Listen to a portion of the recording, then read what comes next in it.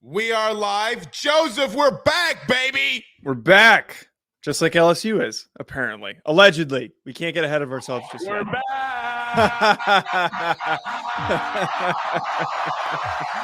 So I gotta say, let me first start off by saying this to what happened Saturday night in Death Valley. Well, specifically what happened after the game, and I went live. I would like to take this chance to apologize to the entire Bleav community for absolutely nothing. SEC West champs do whatever they want. That's what I think, Joe.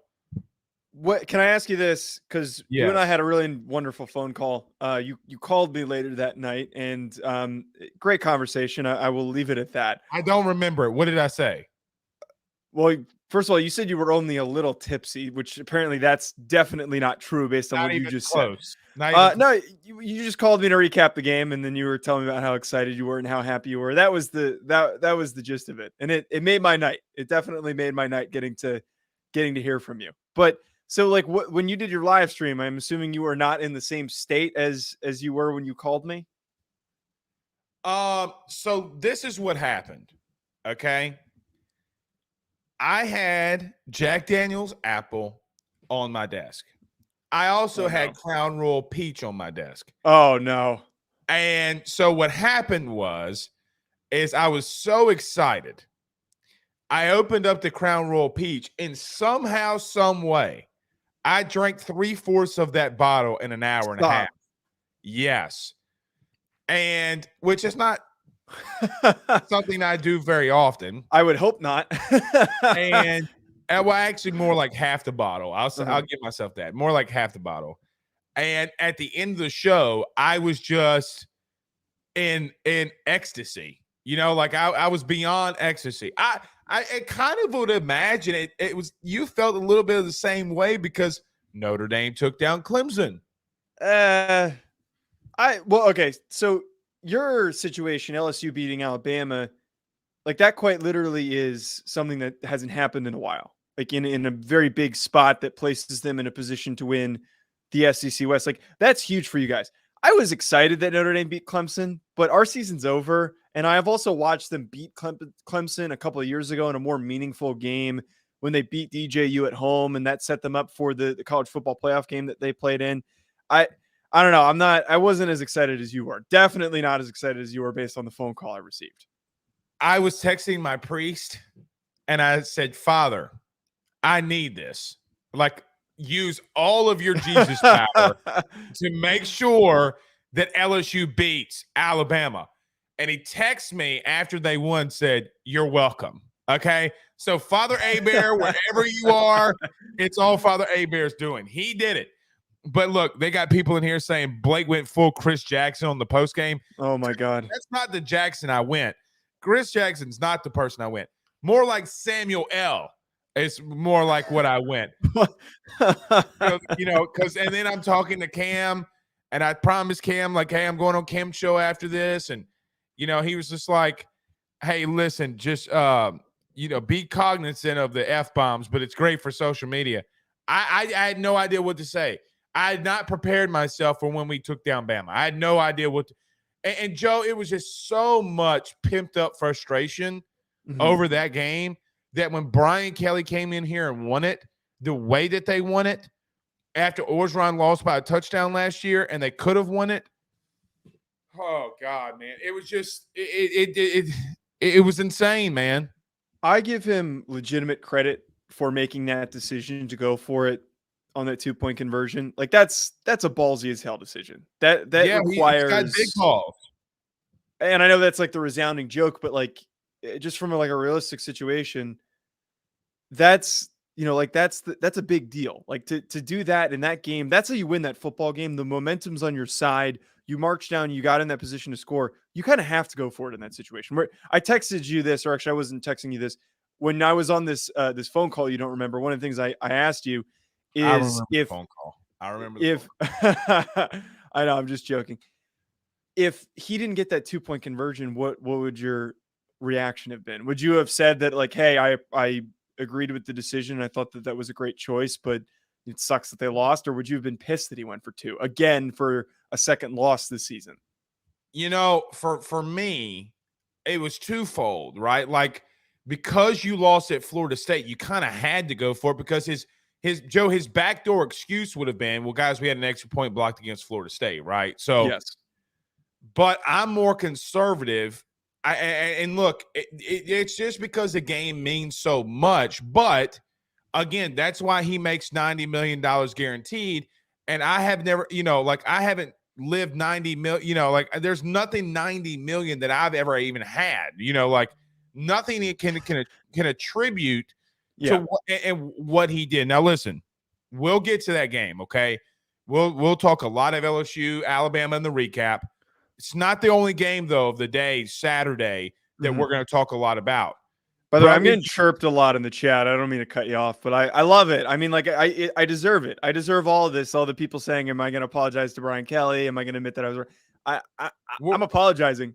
It was a bad weekend for picks, for analysis. It was a rough weekend. I'm just going to leave it at that. Well, look, Joe, this is how I get to it. Mm-hmm. We are on a live stream for over probably 10 to 15, maybe sometimes 20 hours a week doing social media stuff at minimum, just posting stuff. You're gonna be wrong. Okay. I would challenge, so Joe, Joe, really what you said wasn't wrong. You said the reason I'm not picking him is because, obviously of what he's had. And it's a logical take, but look, we'll get to that. Trust me, we're going to get to that. Also, it wasn't the only game of the day that we had that was massive. I got to be honest. And see, I was wrong here on this one. I thought Tennessee would be able to move the football bet more on Georgia. Brother, they looked horrendous. When Tennessee came out there, Joe, with orange pants on, I looked at my wife and said, they're about to get their cheeks clashed. Look, it's like a superstitious thing. When you wear orange pants, you deserve to get beat. It's not intimidating. It's like the softest color pants you could probably wear. That's a good point. I didn't even think of that. I hate the white and orange combo. Like, wear the all whites. Yes. Right. I mean, I knew they didn't deserve to win just because they wore orange pants. But before we get to the break here from our good friends over at Bet Online, I do want to say this. I was wrong. Like, I did not see Georgia's defense this year because they'd struggled with Missouri. They'd struggled with some teams. Bro, Missouri ran for more yards than Tennessee did, almost. So for that thing alone, I mean, look, they stepped it up. And I got to say this, Staquavius Bennett might be, because of C.J. Stroud's inability, might be the Heisman frontrunner at this exact moment. Am I going crazy here now? I don't think you're going crazy. And we had like a little bit of a lull for Staquavius and some of his weak performances, but I got to give the guy credit. He's been around so long. He's got all these reps under his belt, which sets him up for these situations. But having been around the block and having played in a national championship game, playing in an SEC championship game, all the big games that he's been a part of, sets him up to be cold-blooded in this circumstance. And I got to say, I know that the guy's like a goofy little white guy, but the phone call celebration that he did might have been the toughest thing that I've seen somebody do this season. I was so jacked up when I saw him do that. And the first thing that came into my head is my prediction was right. They are going to pull away with this game easily. And again, for all the bad takes that I had leading up for these games on Saturday, the one that I hit perfectly, like I was 1000% correct. There wasn't a single thing I didn't. On this show, they controlled it, and I did it on my show too. They controlled the tempo perfectly. They dominated the ball on the ground. One thing I didn't predict is that they stretched Tennessee's defense a little bit, but because of how bad they've been in their secondary, they were able to do that so easily. They found so many easy openings deep down the field, which set them up for easy touchdowns. But the big thing is that Hendon Hooker, they pressured him a ton. That defensive line didn't have to play with a loaded box. They got after Hendon Hooker. They got after that offensive line. They were in his face the entire game.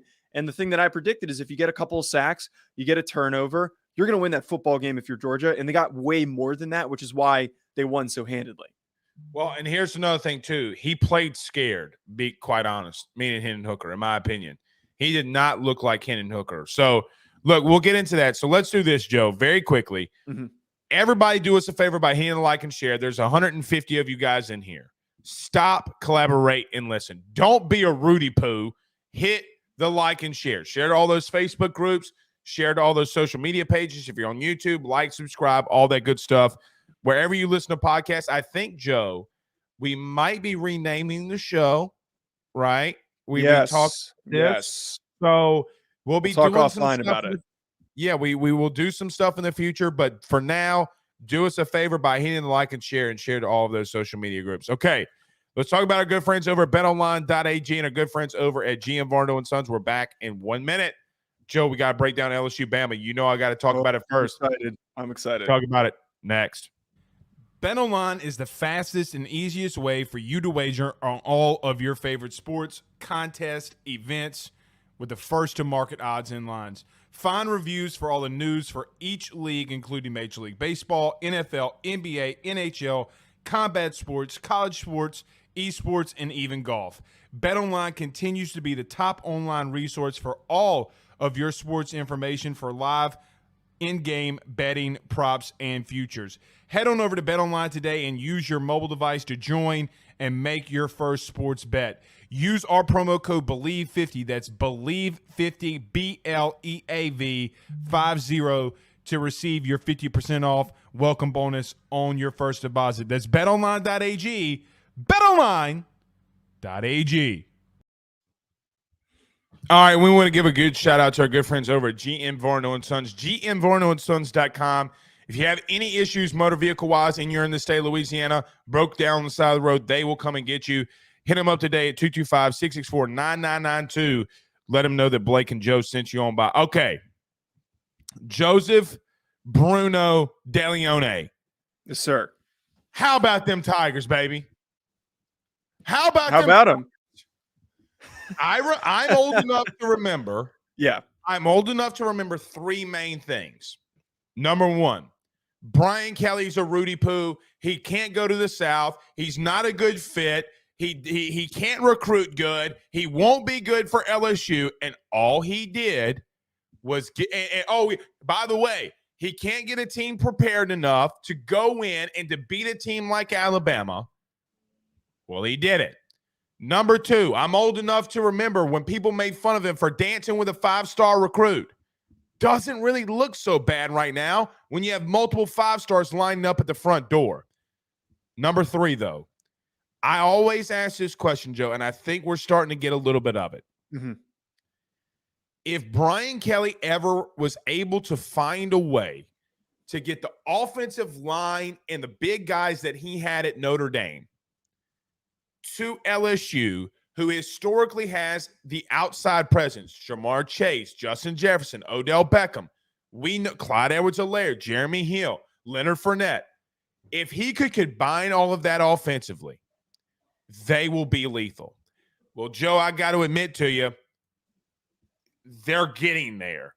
He outcoached Saban, brother. And without a doubt. And to that point, they held Bryce Young to under 50%. They did things on the outside that was great, but Jane Daniels was absolutely fantastic. Your thoughts on the game? So the one thing you said perfectly was that Brian Kelly outcoached Nick Saban. And I first of all, I agree with a lot of the other points that you made. I think that this LSU program is a step in the right direction. This is his first year, and they've been doing massive things on the recruiting trail. They have unseated some major players for big name recruits. And I would legitimately be scared for the outcome of what they can put together. And he talked about getting those receivers to play with a really good offensive line. It's building what Notre Dame never really had when he was there. The big thing as well is that Jane Daniels, again, I've said it a million times on the show, the perfect Brian Kelly quarterback, had a perfect game. Not a perfect game, but the game needed to beat Bama. He killed them on the ground. He killed them with his legs. But the main point, the main takeaway that I have had, and this might stir some shit, and I said this on my other show, I think the Bama dynasty's done. I think it might be time to start talking about, and this is legitimate. We need to start talking about is it time for Nick Saban to hand the keys over to somebody else? Because they have gradually regressed over the past couple of years, and it's all starting to take full head. There was a stat that I heard today, and I don't know the exact quote of it, but it was in the last 17 games, I Bleav, they've had 10 close games decided by a score. In the previous 10 years before, no, in the previous 54 games before that, they had the same amount. They had 10 games. So they are slowly not becoming that same dominant Alabama team that we remember. It's concerning. It's legitimately concerning. And I think that there is actual weight behind that, saying that he might need to pass it on. He's been there forever. He's starting to get old. It's okay to admit that he's not the same guy that greatest coach of all time. But we can actually have that conversation after the way things transpired against LSU. I can't go there. I can't. Why? Is it going to cause too many problems, or you just don't want to? No, because Joe, we've said it before. We said it in 2019 when they were a 2-loss team. You know, the year before they got absolutely roasted by Clemson in the national title game by Trevor Lawrence. Then the next season they had 2 losses. The only thing that happened the following year was some people believe that 2020 Alabama team was the best Nick Saban team of all time. I just can't go there yet because look, here's the thing with Saban. He's going to make offensive coordinator change. Bill O'Brien's going to be out. He's going to go somewhere. Something's going to happen. He'll get a coaching job somewhere. They're recruiting still at a very high level. Okay. And they still have guys like Jay. I told you this Saturday during the show, and I got ripped for it, but it's true. They rely too much on Bryce Young offensively. Yes. Way too much. The simple fact that he threw 51 times in that game is atrocious. They are a better overall team with Jalen Milroe at quarterback. The 2 biggest quarterbacks Nick Saban's ever had, biggest, like not even close, was obviously Bryce Young and Tua Tagovailoa. Is that fair? Yeah, because they're both top 5-star recruits. Yes, absolutely. Top 5-star recruits. Yes. The best teams that he's ever had is with guys like Mac Jones. Why?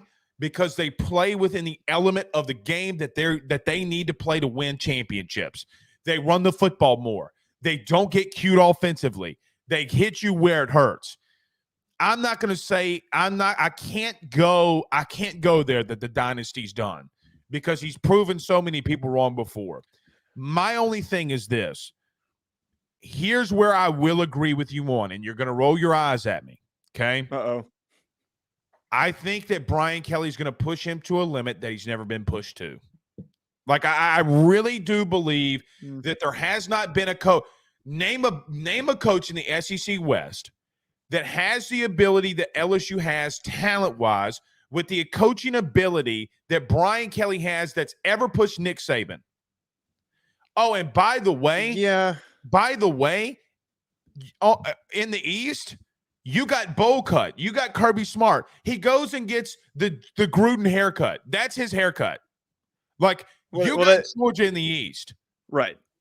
And I don't disagree. I don't disagree with that statement, and I don't think there's anything wrong with it. The other thing too that comes into play here is, you make a really good point though, that I think Brian Kelly is going to start actually pressuring him, and he hasn't necessarily had that pressure in their division. Like that's something he hasn't faced before. But an added layer to this, you look at this roster and the guys that they're going to be losing. Like, does Nick Saban really have it in him? Does he really want to sit through another full rebuild? Most of their offensive line is gone. Cam Latu's gone. Henry To'oTo'o is gone. Jordan Battle's gone. Bryce Young is probably going to be gone. Jameer Gibbs is going to be gone. Like, Jameer Gibbs is a sophomore though, right? Redshirt. He's going to be in this year's draft class. Okay. He's going to ask you about prospects. That's the stupidest thing I could have ever done. I would be stunned if he didn't enter this year's class. I would be really shocked. And he will be. So basically what you're saying is, and Bryce Young, Will Anderson will be gone. Yes. And there are a lot of guys that will not be back on this Alabama team. It's a complete overhaul. And this was supposed to be the year that they were going to be really good. Their major hole that they have is the receiving group. And apparently that's enough to completely take him out of it. And the coaching decisions haven't been great either.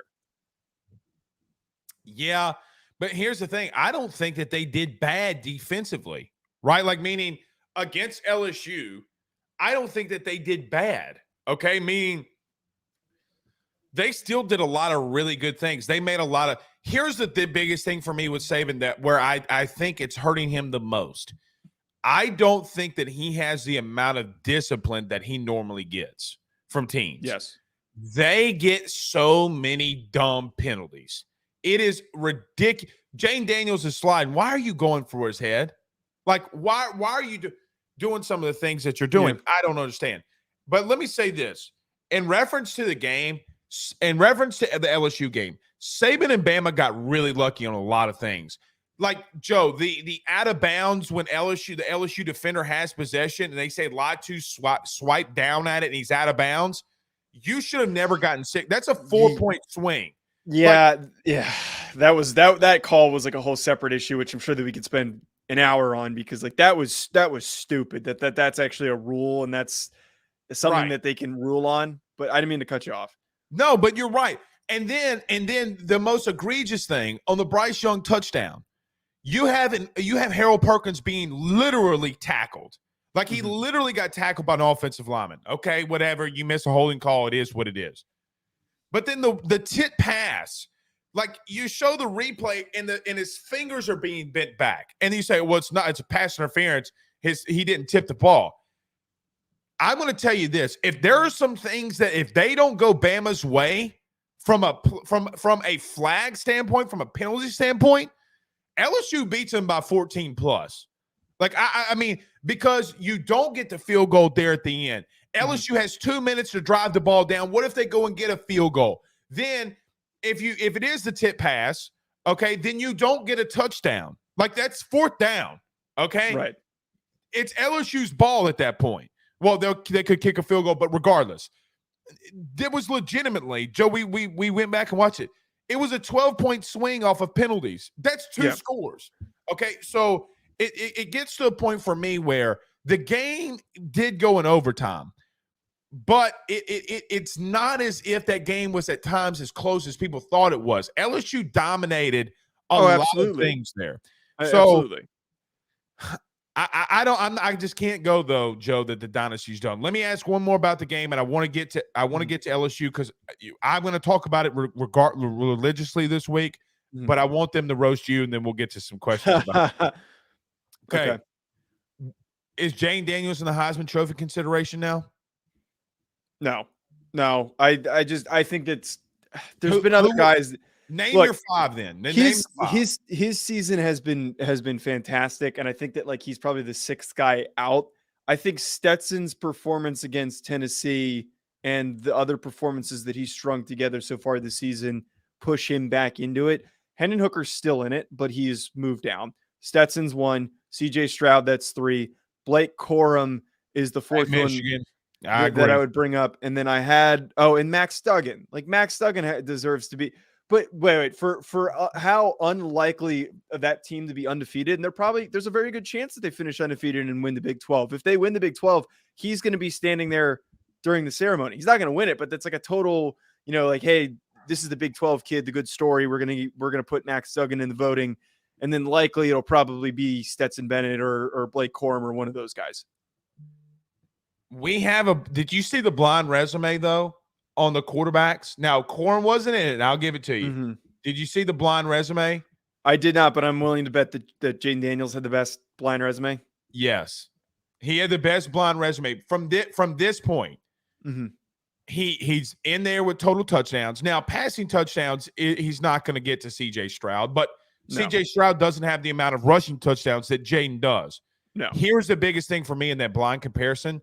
He's more accurate and has only one turnover on the season. Now we'll get to this, and I think there's a good transition.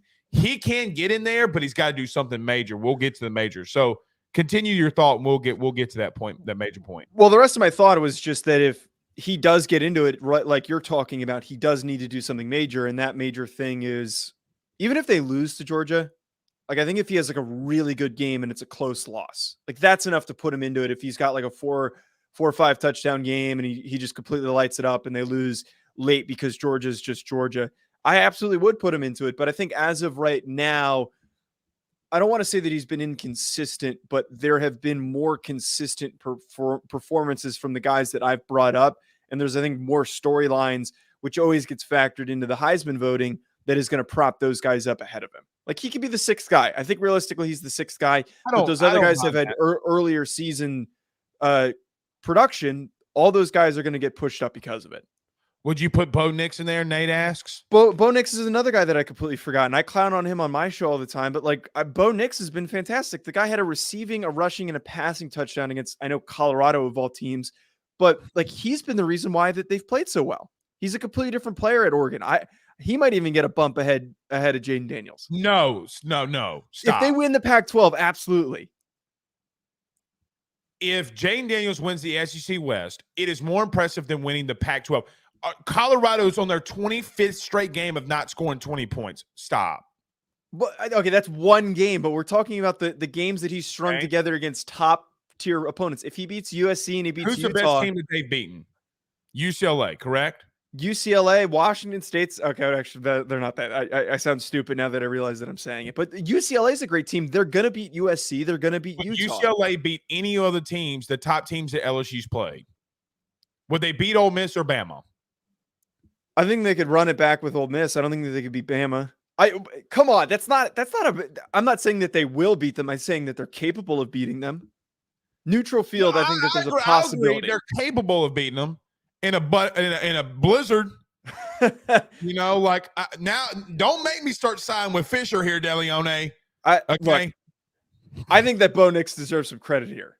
Bo Nix deserves some serious credit for what I'm giving you some shit. I'm just giving you shit. Okay. We're going to get to the big point here, and then we're going to get to some of the questions, and we'll get to Georgia, Tennessee. Joe, we talked about this offline, and I'll give you the floor. Go ahead, break the hearts of every Bayou Bengal in the country. Well, first off, LSU's got to do what they got to do to get to the SEC, to get to Atlanta. Yes. But I think that they can still do it. It's not out of the realm of possibility. Because look, Ole Miss plays Alabama this week. I think that Alabama rebounds. We'll get to that on Saturday. If LSU does what they have to do, they win out, they get to the SEC championship game, and they go to Atlanta. Your thoughts? As fun as this season has been for LSU, and as admittedly, everyone who tunes in to the show and hears me talk about Brian Kelly, either on my show or Are You Serious Sports, knows that I was once a big Brian Kelly hater for obvious reasons, being a Notre Dame fan.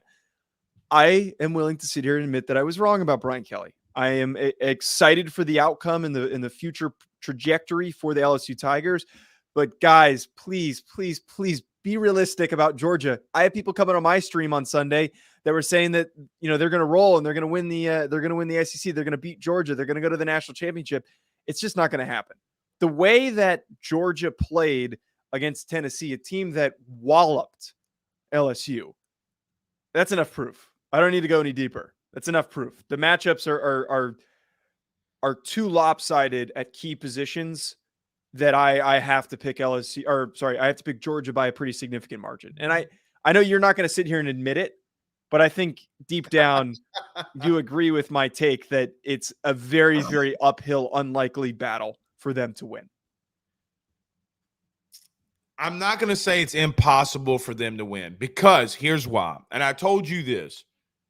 Yes, I agree that Georgia put the absolute smack down on Tennessee. Can't deny it. Tennessee beat the crap out of LSU. I get it. I don't believe in transitive properties. I legitimately don't. Okay. I really, because here's the truth. If transitive properties worked, then Alabama would have absolutely smoked LSU, right? Like they would have, because Tennessee smoked LSU, Alabama almost beat Tennessee. Then on paper, like Joe, we talked about this, and we'll get to your bet at the end of the show. Mm-hmm. But LSU was a 13.5 point dog. Yeah. I mean, let's not mistake that. If transitive properties worked, Alabama would have beat the dog shit out of LSU. But my point is this. Okay. They're getting better, meaning LSU, a lot like Georgia. My question would be if LSU were to get there and to win, two things would have to happen. Number one, Jaden Daniels would have to go cuckoo for Cocoa Puffs, meaning they're going to – and here's another thing, too, that Tennessee didn't get away from, and this is my number two. So it's kind of one and the same. Tennessee got out of their game plan in this way. When they couldn't run the football, Hendon Hooker was having a lot of success getting 5 yards, 7 yards, 5 yards, 7 yards, 5 yards, 7 yards. They got so aggravated in doing that that they didn't want to do anything else, right? Like they didn't want to. Tennessee wanted to hit the big shot and Hendon Hooker couldn't hit it. I think LSU can be patient enough to go down the field in a 14-play drive and do it because we've seen them do it a lot. Tennessee got too aggravated. Go pop in the film. They would have third and 2. This happened 3 times in the Tennessee game. 3rd and 2, they threw a fade route to Hyatt, incomplete. Mm-hmm. You can't do that. You gotta get first downs on a defense like Georgia. You got to keep them on the field. You can't keep your team off the field. I don't disagree with the logic, and I think that you can pull tons of examples. Like they're great points. They're absolutely great points. But if we just look at the way that, and I know that there's context, look at the way that Hendon Hooker, who is a better quarterback than Jayden Daniels and has played better than Jayden Daniels up until this point, until he played Georgia, he looked completely taken out of the game. Like he looked like a completely different quarterback. He looked like Joe Milton. He was a completely different guy. For them to shut down one of the most elusive quarterbacks in the SEC the way that they did is an improbable task. It was one that a lot of people said wasn't going to happen. Everyone said that Tennessee was going to dominate Georgia because they couldn't keep up. I said the same thing about the Tennessee matchup. I'm going to say the same thing here. LSU doesn't have the guys up front to match up with that defensive line that Georgia has. Jalen Carter and company, that's a bunch of dogs. It's a bunch of dudes. They are killing people. They look like grown-ass men going up against Tennessee's offense. So, while it's exciting to see the progression for LSU, I don't have faith that anyone can block that defensive line, just a straight-up 4-man front, a regular front. They don't have to bring anyone into the box. The fact that they did that against Tennessee, where they didn't have to bring extra men down, and they were able to do that from a normal front, is frightening. That's scary. And I'm very wary, and I don't think it's very likely that LSU can properly scheme their way out of something like that. I think that I don't think Hendon Hooker is a better runner than Jayden Daniels. I don't disagree, but I think that Hendon has better pocket awareness and better ability to sense and handle pressure than Jayden does. Because Jayden's much more of an athlete. Hendon's more of a quarterback. I don't disagree with that. I don't disagree with that. Yeah, I don't disagree with that. Got to catch his ass first. Yes. Got to catch him. Okay. I will tell you this. Look, it's not like Bama doesn't have their front four is pretty damn good. I mean, Will Anderson's the best defensive lineman in the country, some people believe. Mm-hmm. Second half, he didn't do shit now. But Alabama played bad against that defensive line, played bad against Tennessee, and they also were ineffective against LSU. I think that group is not as invigorated as they've been in the past. They're not as galvanized and as aggressive as they've been in the past. They've been weak this season. So the one group that hasn't been weak and the one group that's shown up every single week in important games, it's been that Georgia front. I think it's going to straight up just come down to that. How do they play? How does Keely Ringo and company in the secondary play? It's just such a hard matchup to win. I don't think there's anything wrong with being really, really happy with the fact that you're going to win the West, that you beat Bama, that you're probably going to finish as the second best team in the SEC by the end of the season. We just got to be realistic here that Georgia's a behemoth that you can't stop. It's Thanos. Well, Thanos got beat. It's the second time around. So next year, that's the second time around. This is the first. True. I'm trying to find my way out of it. Look, I don't disagree with you. I think here's the thing. Georgia is deeper than LSU only due to the fact that Georgia is able to have the 85 scholarship limit. LSU won that game with 64 scholarship dudes. Mm-hmm.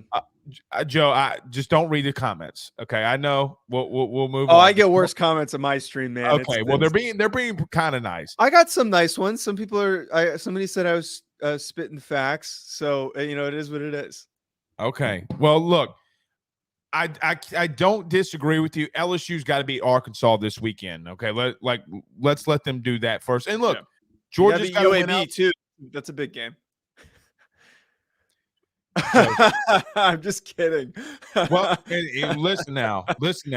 Okay. That being around Thanksgiving week and that game being at 8 o'clock, good luck, buddy. Good luck to UAB, because we saw what happened. Now it's not going to be as electric as it was for Alabama. Like, yeah. Stop.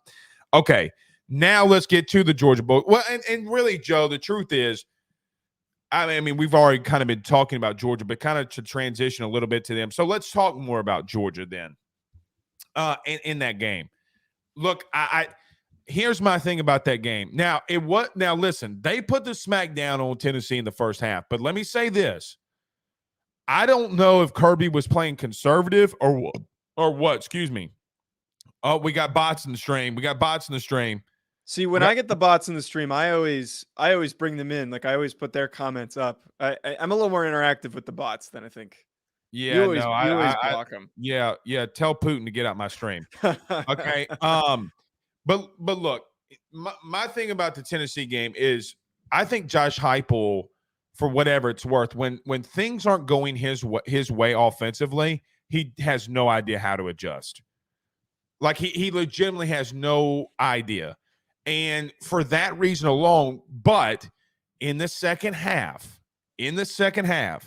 look, that was only a 2-score game. Like, whether we like it, love it, or hate it, Georgia only won 27-13. And that Georgia offense got shut down for what it's worth in the second half. Now, they ran the ball a lot. I get it. But it was raining too. It was raining for both teams. One Right. team scored more points than the other. So one team throws the ball more than the other. And it's usually Georgia, but they weren't. My only thing is this, is it didn't turn out to be the blowout that I thought it was going to be. I don't know what to make of Josh Heupel right now, because he just didn't adjust that well. I guess what do you, from a Tennessee-Georgia aspect, your thoughts on that? Yeah, taking purely the Tennessee angle, because I think we've really dissected how good Georgia is, and their next big matchup is going to be that LSU game if LSU does end up winning out, which again seems very likely. But to your point about Heupel, I don't know what it is with these really offensive-minded coaches that are just, I mean, Heupel's a genius. The scheme that he runs, everything that they do has worked tremendously up until this point. But for some reason, these types of guys just don't make halftime adjustments very well at all. They keep banging their head against the wall and saying, this is going to work eventually. It's going to pop. It's going to pop. We just need one to hit. And then when it doesn't hit, they lose the game by a couple of scores. Like, it's kind of like Cliff Kingsbury, same deal, why he was unsuccessful at Texas Tech and why he's now unsuccessful at the Arizona Cardinals. There's no capability or willingness to make halftime adjustments. The best coaches are the least stubborn ones that make adjustments in any way possible before the game, in the middle of the game, at the end of the game. You need to be willing to go with the flow of things. And it's concerning that Heupel didn't make those adjustments, but I still Bleav that Tennessee has pushed themselves and likely will, especially the way that he is recruiting right now, into that upper echelon as one of the top SEC programs. It's going to take some time. You know, you're not going to immediately be a national championship contender in your second season. For them to take these strides is a big deal. I don't want to, completely take myself out on the Heupel train, but this so far this season is a very, very nice first step forward. I agree. Let me ask you this. Where does Tennessee go from here? Like, so the committee's going to come out tonight with their rankings. Number one, where do you think they'll be? And then number two, if they win out, then what? So the way that I've been looking at this, I think that they're going to be 4 based on who lost. At the very least, that they'll be placed at 5. Realistically, with the bias of the committee, I think 4 or 5 is going to make most sense. If they win out, and assuming other teams have losses, like Michigan or Ohio State's going to have a loss, Oregon, USC, there's going to be a loss there. TCU, very likely that they suffer a loss. I think it is likely that Tennessee finishes as that 4th seed behind other conference winners, and they're going to be that second SEC team that plays in. I would be shocked, absolutely shocked, if they did not make the playoff. And this actually losing to Georgia, not in an embarrassing and it's not in an embarrassing fashion. It's a tough game. You're playing on the road. It's not one that's like, wow, you lost by 40. It's not a bad loss. It's not a horrible loss. They're probably going to get placed in because now they don't have to play in the SEC championship game and risk a loss. The only thing for Tennessee, so there's 2 things, and one of them you say is never going to happen, but it's still a realistic possibility. They need LSU to get beat by Georgia, okay? They need let me back up. They need for LSU not to win out, okay? Because if LSU wins out, the SEC champ's going to get in there, and I still think if Georgia's in there, Georgia gets in there too. They need Ole Miss to lose out or lose in the SEC championship game too. They need TCU to lose, like you mentioned. My only question is, if Oregon wins out, would they put in Oregon over Tennessee? Because I promise you this, on as God is my witness, Oregon is not a better team than Tennessee. I mean, you got to. They're not. And that shouldn't be a hot take. It's not a hot take. But circumstantially for that to then happen, the problem is it's too early to really start doing the mental gymnastics. Like, I love doing this, but it's like, it's so hard because you can think of all these different scenarios. The other factor that comes into this, there's a one-loss Michigan or Ohio State team, does it come down to that battle? I think that's the more realistic outcome. If Oregon runs the table and they win the Pac-12, they're going to get in. They're probably going to get in as the 3. The winner of the Big Ten is going to get in as the 2. But then the battle becomes between Michigan / Ohio State and Tennessee. Like, that's where it's going to come down to. Realistically speaking, they're always going to lean an SEC team for the quality of play and the quality of teams and competition. Agreed. That, it is a little too early to tell, but look, we'll have to wait and see. All right, Joe, listen, we're kind of wrapping up. We're only going 15 minutes here today. So let's do this. Let's get to a couple of these questions. Dane Bergeron says, Blake, Georgia's DBs are vulnerable versus Tennessee. QB overthrew his receivers a few times and would have gone for a TD or a major gain. Now, Dane's not wrong there. So in that game, Joe, here is the thing. Mm-hmm. Hendon Hooker missed Jalen Hyatt a lot down the field. The question becomes, if you're able to hit those passes like Alabama did in the SEC title game, but couldn't do in the championship game, can you beat them? And here would be my overall question to you. Mm-hmm. Is LSU's wide receiver core as a whole, better than Tennessee's? Because I would lean on the side of they are, because of they have 4 dudes that will be drafted within the first 4 rounds.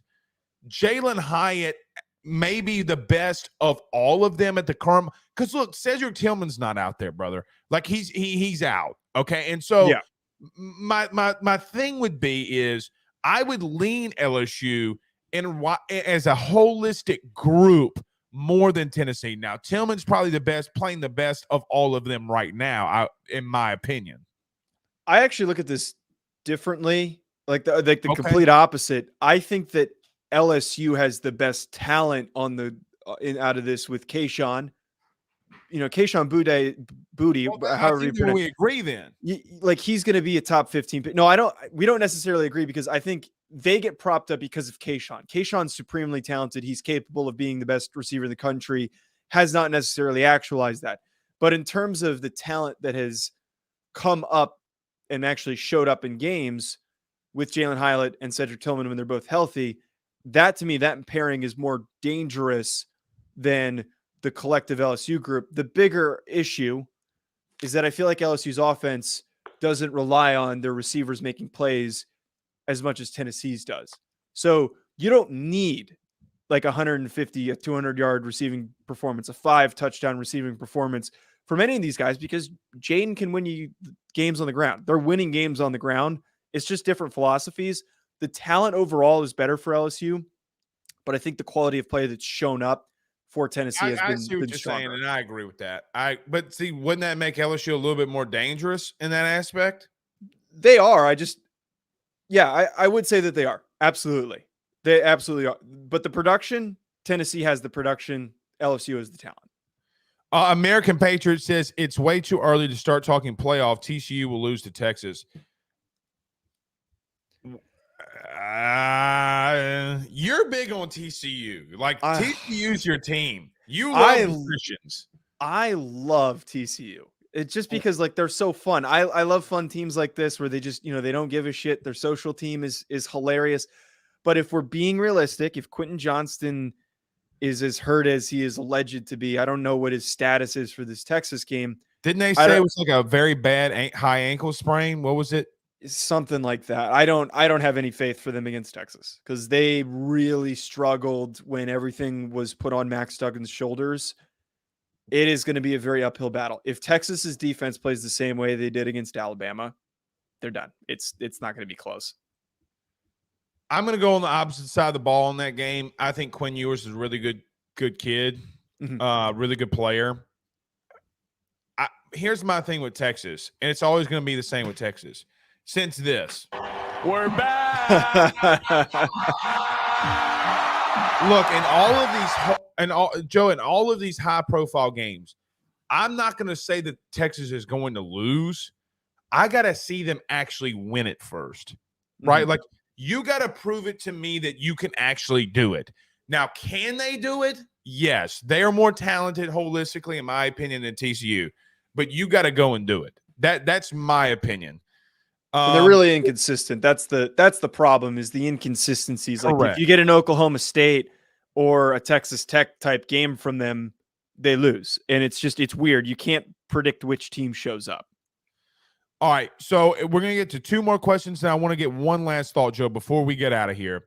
Gotcha. Jerome says we can only hope LSU's defense can keep it tight. What about Harold Perkins, man? I mean, like Harold, we talk about Harold Perkins went off, and then look, I forget the Georgia DB, the kid's name, the freshman. Ringo? No, not Keely Ringo. Ringo's not a freshman, but even right. let's talk about Ringo too. Brother, that's what separates the SEC.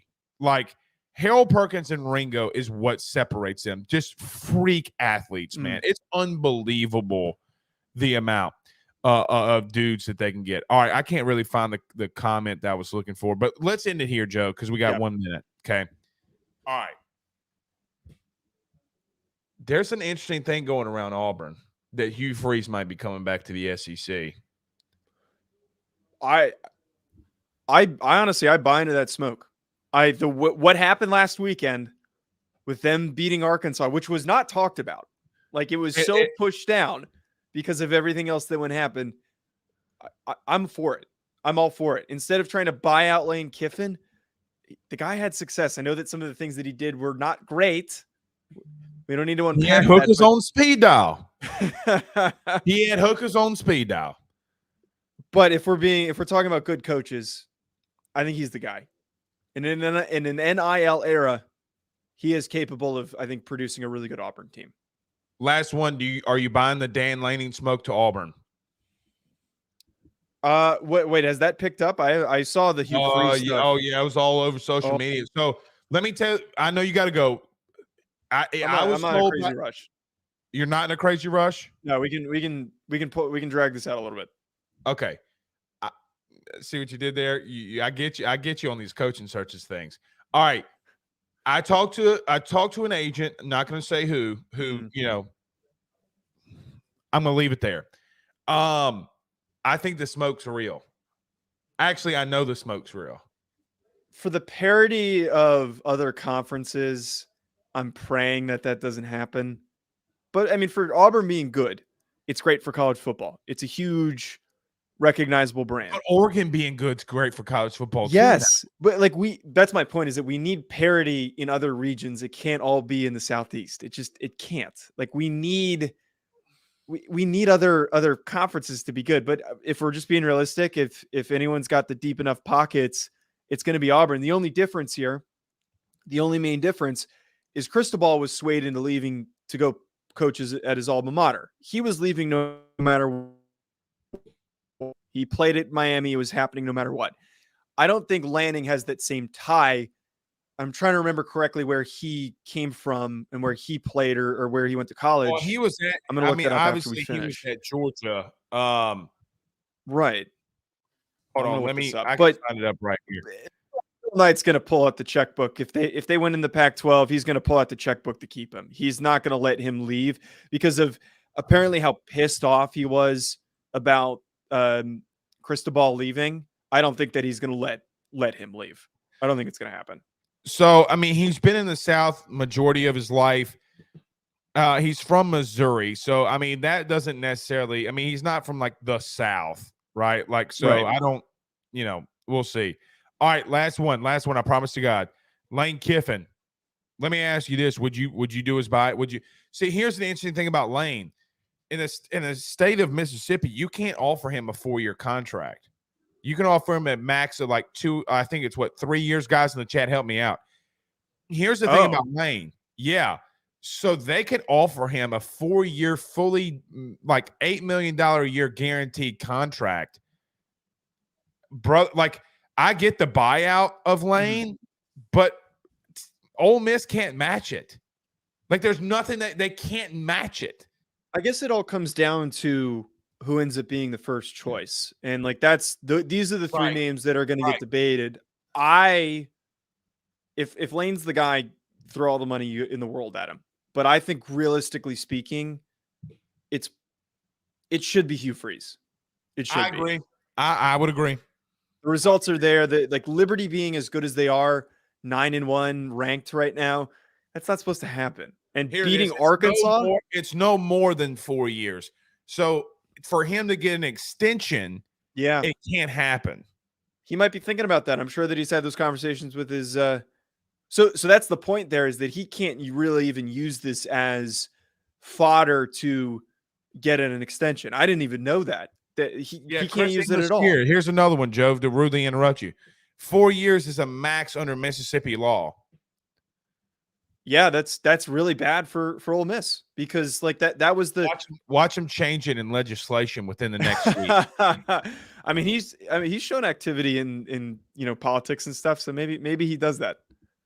Well, if I'm Kiffin, because here's the thing, Kiffin at Auburn, we talked about all these dudes that can run Nick Saban out to your earliest point about is the dynasty done.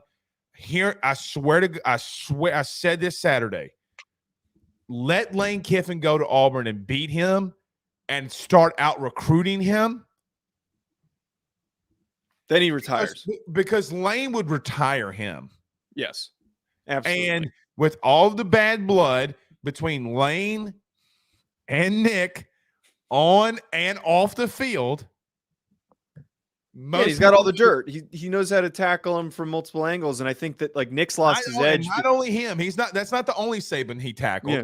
But regardless, but like he knows Lane is tactile enough, and I don't think he gets enough credit for it to know that how he could really take down Nick Saban. I totally agree with that point. We'll see. All right, Joe. You said I kept it under 55 minutes. All right. We did good on time. All right, guys. Look, we're going to continue to do this SEC show. I think we're going to go ahead and just rename it and come up with our own thing. It's Blake. Yes. It's Joe. It's the Ruffino and Joe show. Sounds pretty good. With EA UX. No, you're not too much EA UXs. If I tell Eric Weinberger that that's what we're naming it, he's gonna come back with name it EA UX on both things. I'm telling you right now. I will send you the screenshot of the text. I'm telling you that's gonna happen right now. We'll see. We might do it. Till then, we'll see you guys soon. Peace out, little Girl Scouts. Oh, press the wrong button. Actually, we're going this time.